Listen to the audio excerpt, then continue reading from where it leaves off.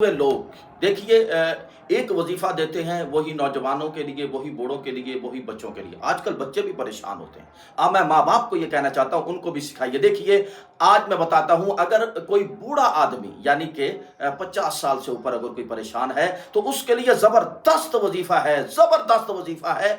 आयत करीमा, आप ये ना समझिए कि आयत करीमा तो साथ, नहीं नहीं, बुजुर्गों के लिए ये वजीफा इतना, यानी कि 100%। आप आयत करीमा सिर्फ 9 दिन पढ़िए।